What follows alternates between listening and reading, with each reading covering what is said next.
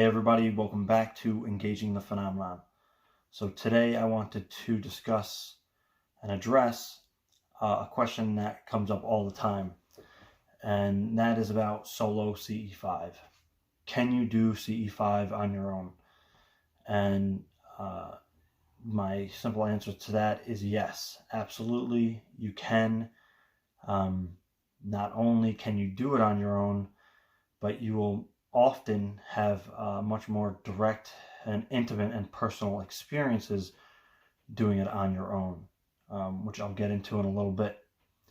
But as I've said before, that I think actually Group CE-5, when done well, is an advanced practice because you're working on balancing the group, getting everybody on the same page, kind of tuning in everybody's intention to a singular if possible. And when you're with a group, there's all these other possibly conflicting belief systems, intentions, focuses, and this could be either conscious or subconscious. And again, there might be people in a group who have different levels of readiness for different levels of contact. So as where one person might be ready for an extremely close and direct encounter, other people in the group may not be as comfortable with that, and in a sense that could change how the contact occurs according to the group as a whole. So when you're on your own, you're really working on your own level. And if you're ready for a closer and more direct experience, and you keep at it and you're persistent and you're doing it meaningfully, you're likely going to have a closer and more direct encounter. And that can occur in many different ways. But for instance,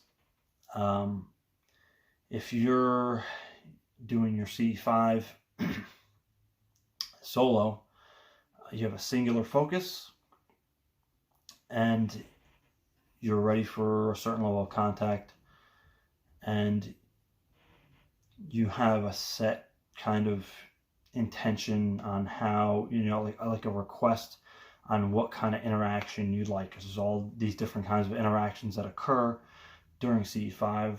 There's a spectrum of contact and phenomena. So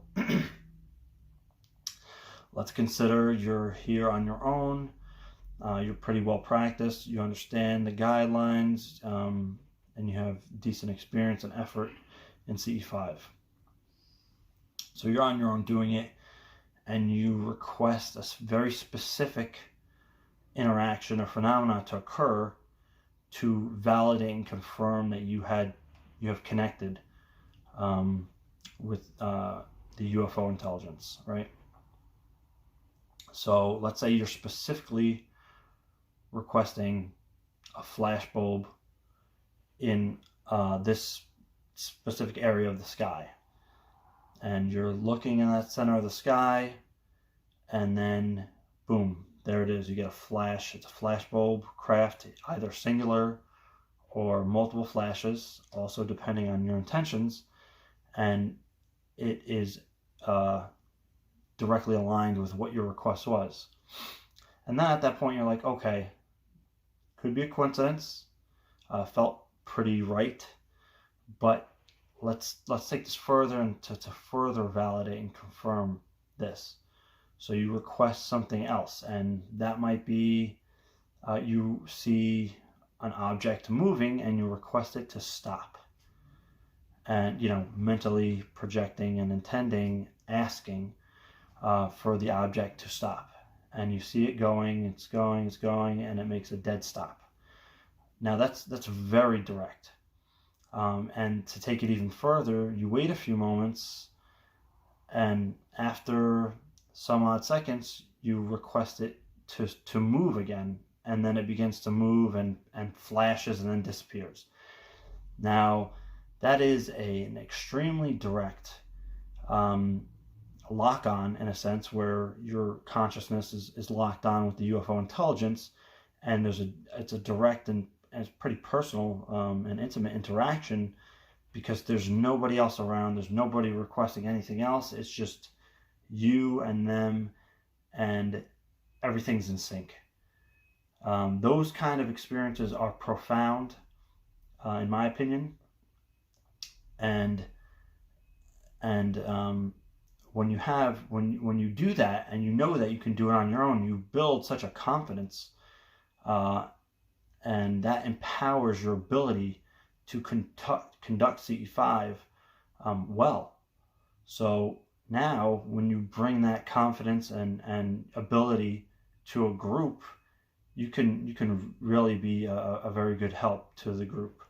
And again, like I said, if you have an entire group of people who are trained in that manner, some fascinating things are going to occur as far as contact and different phenomena that occur during contact. Also, CE-5, solo CE-5 is extremely convenient. You can do it at your own whim, on your own time limit.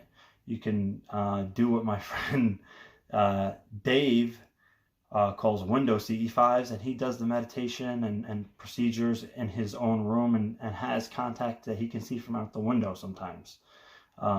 So it is extremely convenient, and the way you can conduct it is throughout the day if you'd like. Say you've got 20 minutes on your commute, you do your practices then. And at the end of your commute, you go outside, and boom, there's an interaction right away. And I've had that occur many times, and that does happen. It's very likely to happen if you're doing solo CE-5 as well.